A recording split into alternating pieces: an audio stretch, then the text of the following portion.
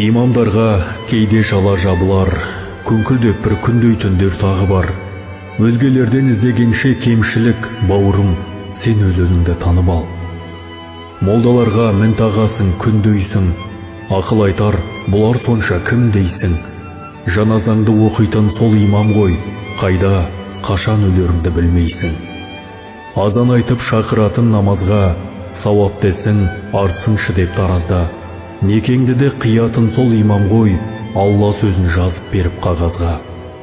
Болған кезде той жиынның кеңесің, асабаға қомақты ақша бересің, ал имамға түйіншекті беріп ап бауырым-ау, соны да көп көресің.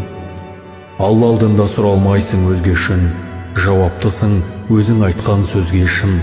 Имамдардың істегенін істеп көр, өн бойыңа симай жатса өз күшің.